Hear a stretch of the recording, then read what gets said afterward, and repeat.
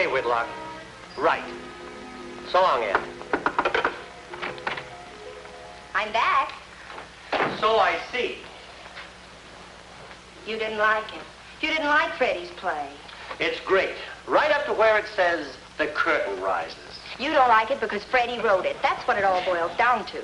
Listen, Margie, it takes a very special talent to write a good play, and Freddie just doesn't have it, that's all. I think he's got a lot of talent. Of a kind, yes.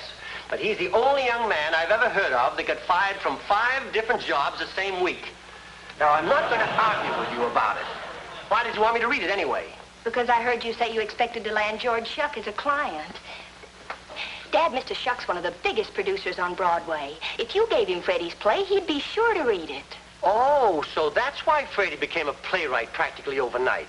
All right, Mr. Critic. Exactly what's wrong with it? What's wrong with it? Well, let's start with the title. Girl Against the World. Now, there's a title that really challenges the imagination. Here's a kid who isn't just struggling against a small town or a big city. She's fighting the whole world. Never mind the title. What's wrong with the play? Well, let's take a look at this. Office note. Girl Against the World is the heartwarming story of Gwendolyn Lovequist. Gwendolyn Lovequist. I'll give Freddie this much credit. If any girl is going to be against the whole world, it seems natural that her name would be Gwendolyn Lovequist.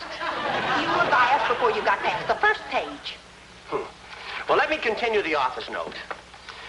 The heartwarming story of Gwendolyn Lovequist, typical American girl, disowned by her rich father, her struggle to reform her grandmother from a life of shoplifting, and her delinquent cousin Donald from a life in pool halls and dark alleys. Incidentally, I thought the dialogue was delightful in the scene where the delinquent stuffed the rich boy down the sewer. All right, Dad, make fun of it, but you'll see. You don't like it just because Freddie wrote it, but somebody'll like it. That play's got feeling, movement, and twists. Freddie's got a mind that thinks in twists. Oh, agreed. Freddie has a twisted mind. Oh.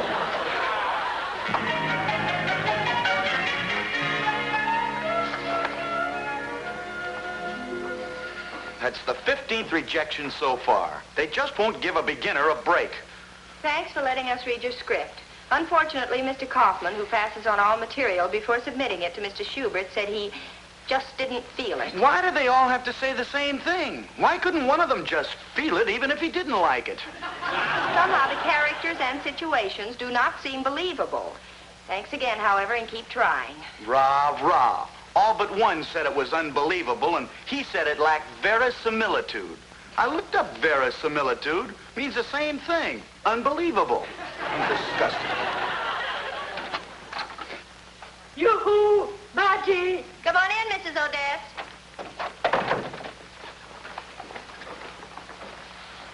Freddie, I'm glad you're here. I've read it, and I think it's just wonderful. You do? See? Mrs. Odette likes it, and I like it. It's just a matter of time, Freddie. Time?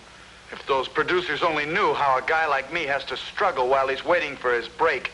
Week after week, month after month, back and forth, to and from. Hot weather, cold weather, rainy weather, snowy weather. I wonder if any of them ever had to go to the unemployment office. This is outrageous. What do they think they're doing to the youth of this nation? Take it easy, Mrs. Odette. I won't take it easy. I'm fighting mad. The same blood runs in my veins as in the veins of those valiant men at Valley Forge. Forward, men. Charge. And all those brave Odettes fell, never even knowing the British had lost. They would have been so proud. Proud of what? They were British. Are you going to take this lying down on your feet? Oh, yes, ma'am. I'm fighting mad. Mrs. Odette, you're too old to get excited like this. What do you mean, old? I'm only 82. But at 82, you could go just like that. So who wants to go out slow? Don't worry, Mrs. Odette. Freddie will get a break. Those producers just don't have any foresight. If one of them could see it put on a stage, then they'd understand it. But you can't get it on a stage. It's disgusting. Maybe they're right. Maybe it is unbelievable. Supposing one of those producers saw Girl Against the World come to life before his very eyes, not on a stage, but in a real-life setting. I don't get it. You mean real people acted out as though it were really happening? Exactly. But who would the actors be? Where would it take place? Margie, I've always wanted to be an actress, and that grandmother part is right up my alley. You? That's right. And you're the image of Gwendolyn, my dear Margie. How does that sound to you, delinquent nephew? Margie, is she kidding? So my father wouldn't give it to George Shuck to read, huh? Well, I'll just find out where he lives, then what? Then, my dear Gwendolyn, you happen to be at the right spot at the right time, and Mr. Shuck watches as the curtain goes up. Mr. Harris calls. Tell him I'll be back in an hour.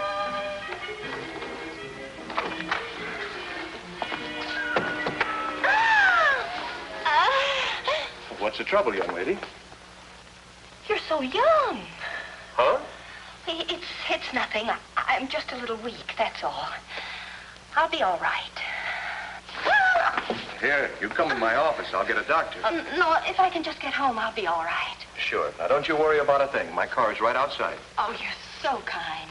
What's your name? I want to remember it always. George Shuck. What's yours? I am Gwendolyn Lovequist. Gwendolyn Lovequist. Please get me home.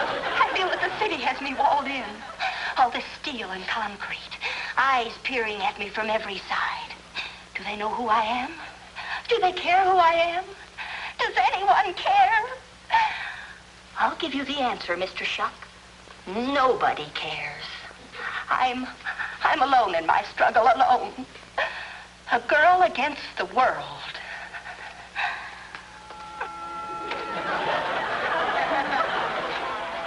You're so kind. Thanks for bringing me home. Oh. Miss Lovequist, Please call me Gwendolyn. Gwendolyn, you've got to let me help you. Oh, no. I'm poor but proud. I must solve my problems alone.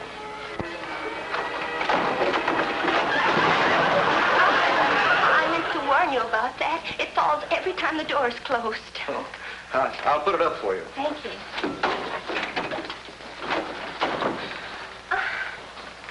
You seem so weak. Are you sure you've been getting enough to eat? Getting enough to eat? Of course.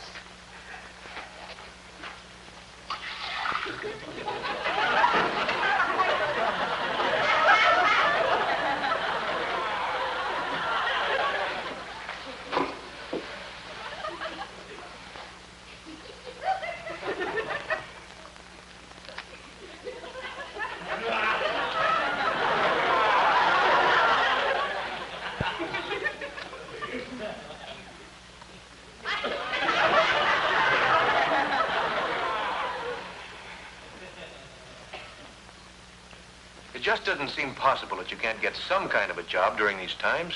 Sooner or later, they all find out about my grandmother and cousin. They don't want me working for them. Grandmother? Cousin?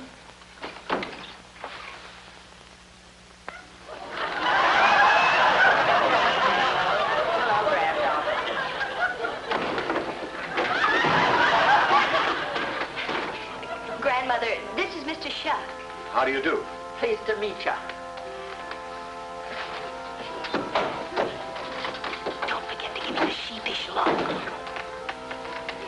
Grandmother, where were you today and what were you doing? I went for a walk in the park. Nothing else. Oh, Grandmother, and you promised you wouldn't ever again. What'd she do? She's been shoplifting again. I can tell by her look.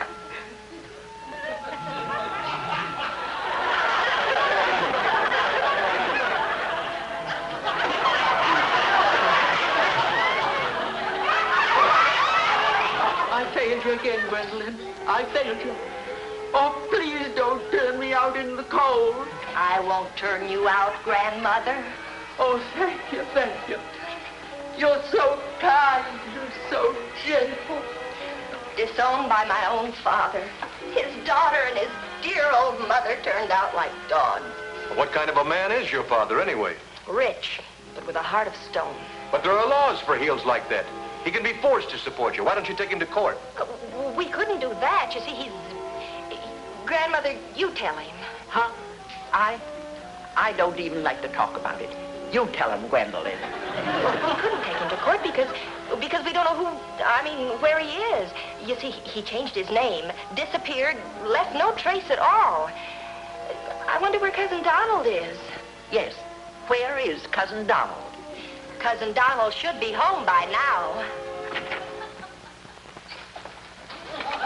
Cousin Donald, this is Mr. Shuck. How are you? Hello yourself. Donald,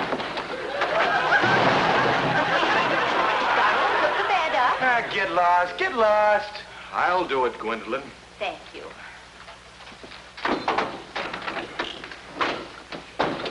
Donald, what are you hiding? Nothing. Mind your own business.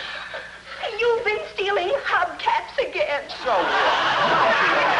Hit the road. Get lost. I ought to belt you one. I'd like to see you try it. Now I see what you're up against, Gwendolyn. And you've got to let me help you out. We cannot accept charity. I think I've got it. And you've at least got to give it a try. What is it? Now, you just leave everything to me. I think you're going to like what I've got in mind. What? Now, it isn't charity, but I think it'll really help. And it'll help you keep an eye on your grandmother and your cousin, too. You know, you're very pretty. Very pretty. Thanks, Mr. Shuck. Hit the road. Get lost. Get lost. Mind your own business, Cousin Donald. I'll see you tomorrow morning. Bye. Listen, Gwendolyn, stick to the script. If you want to sell your play, we've got to go along with him. The plan is working perfectly. He is certainly interested in the plot. Yeah. Now let somebody say my characters are unbelievable. I wonder what's on his mind for tomorrow. Yeah. I wonder.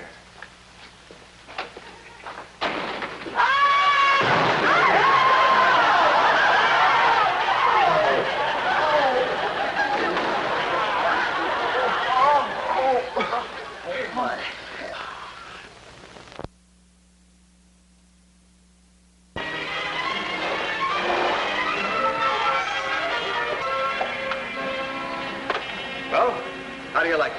I don't understand. It's all yours, Gwendolyn. Mine? Now, it isn't charity. I bought it, but you can pay me back as you go along. Donald, this is your department. A few weeks of shining shoes, and you'll forget all about hubcaps. Now, I'll drop by ever so often to see that you two are cooperating with Gwendolyn. And if you don't, I may report a couple of things I know to the police. That ought to fix things pretty well. The place is fully stocked and ready to go. You can start cooking. I'll check back later. Bye. And thanks a million. See you later. What about my play? If Cousin Donald and dear old grandmother continue to steal, he goes to the police. Holy mackerel! This place! We aren't more than a block and a half from my father's office. Good heavens, it gets worse every second. You and your bright ideas. My idea? You're the one who thought it up. I can't tolerate a young man who would listen to such a ridiculous suggestion from an 82-year-old woman. Arguing isn't going to help. We've got to think. What if my father sees us? Oh, well, there's no worry about that, Margie. Why, there isn't one chance in 1,000 that... Look! 1 in 1,000, and here he comes. Quick, Freddie, drop the awning. Come on, this is Odette.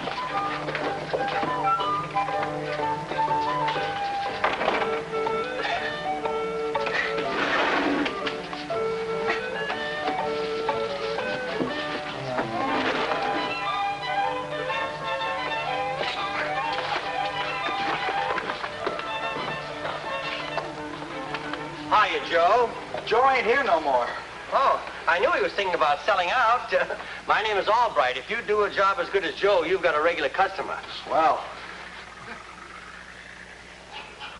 Doesn't that hat go down a little too far on your head? Can't be helped. I got a small forehead. Your voice sounds familiar. Who are you? Freddie! I thought I recognized these feet. Oh, what are you doing here? Who runs this place? I'm working here, Mr. Albright.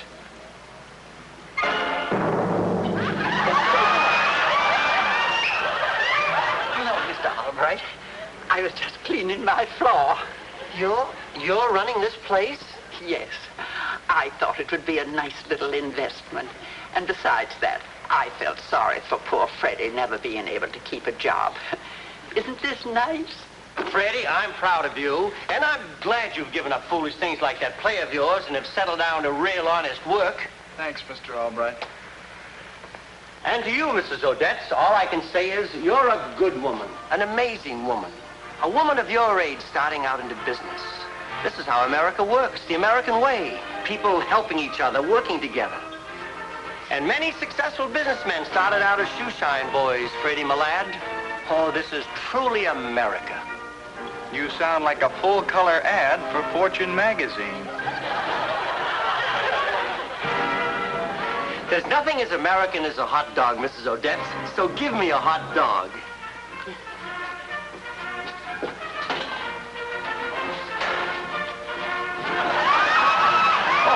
Forgive me, Mr. Albright. I'm very nervous. You're our first customer. I'll cook it for you.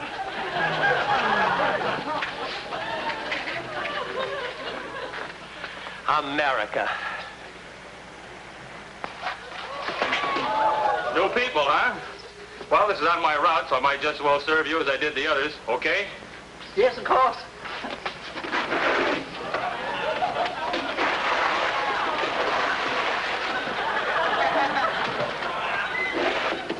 See you tomorrow.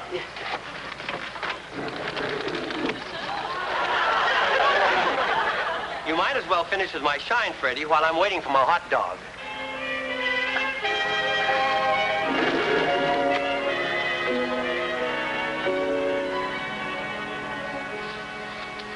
Delicious. Keep the change. America. All times for a man to become patriotic. I thought he'd never leave between eating that hot dog and reciting the Gettysburg Address.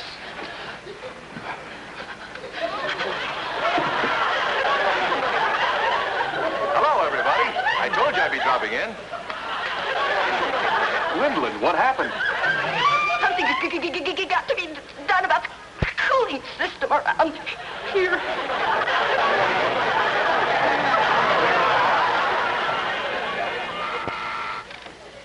Yes? Mr. Shuck to see you, sir. Send him in.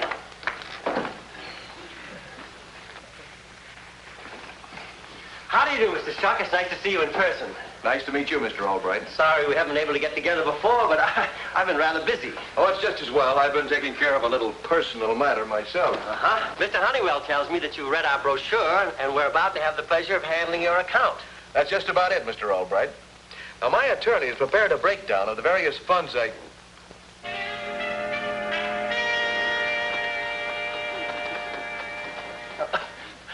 That's my daughter. Is there something wrong? You ought to be horsewhipped. My God, you think I have any dealings with you? Of all the contemptible, low-down, rotten heels I've ever met, you win the prize. Is there something that you read in the brochure? Don't play innocent with me. I know all about you changing your name. You've got it coming, and I'm going to give it to you. Why, this is ridiculous. This is for your poor old mother.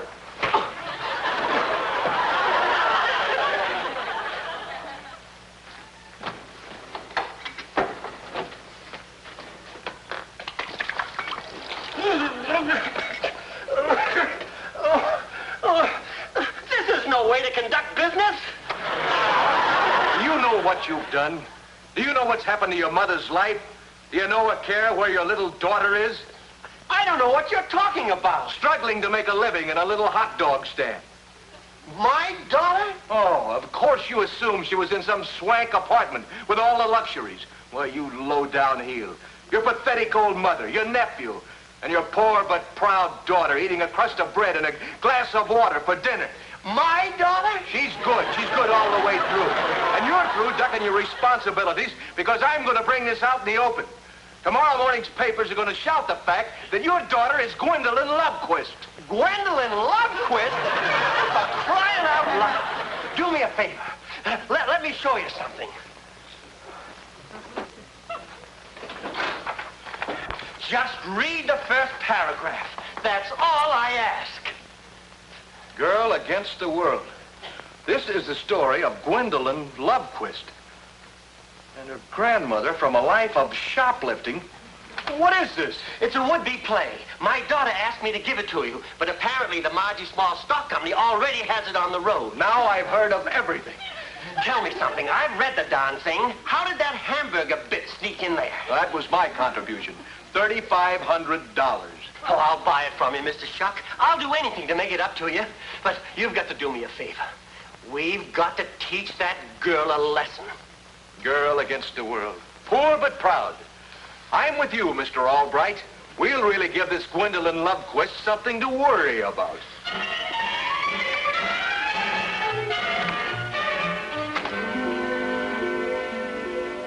Hi, Margie. Hi, Dad. Have you heard about Mrs. Odette's going into business and Freddie working with her? Oh, yes, they told me. I'll get it. So you're the rat I was going to do business with. George. Well, who are you? I'm George Shuck, the man who was going to be your client. Get in there. This is going to be a showdown. Gwendolyn, you should never have come back to this monster. Margie, what's this all about? Oh, George, wait, please. My father isn't the way you think he is. Don't try to protect him, Gwendolyn. Margie, what have you done? George, stop. Let me explain. It was just an act. This is the most repulsive thing I've ever heard of. It's gotten under my skin. No court on earth would condemn me to death for it, but I've got my own sense of justice. No! That's not what I said. I'm telling the truth. I'm gonna blow your head off. Oh, no, George! Stop it! Stop it!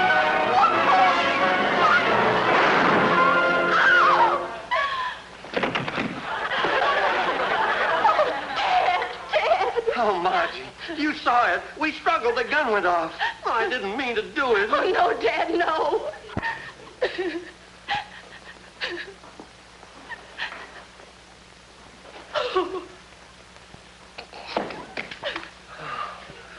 They'll walk me down that last mile.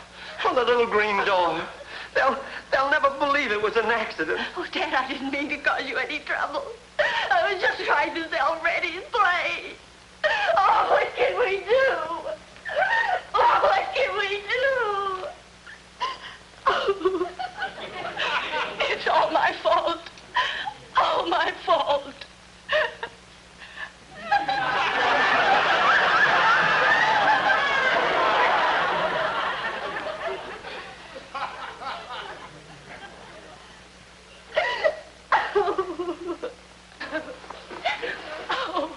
I'm the guilty one, Dad. You're not going to pay for my crime.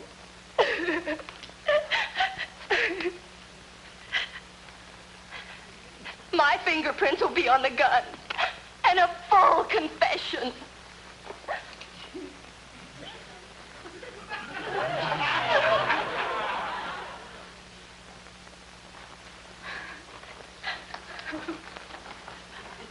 Now I have to say goodbye, Dad. Forgive me and remember me kindly. Goodbye. Where'd she go? She went out on the balcony.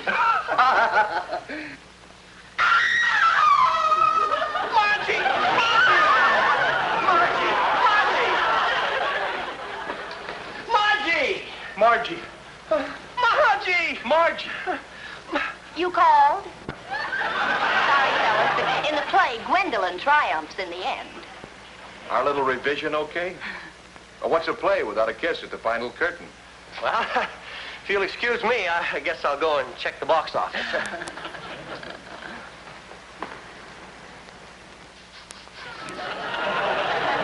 How long are we gonna keep this up? And where's Margie? Oh, stop complaining and use a little more elbow grease.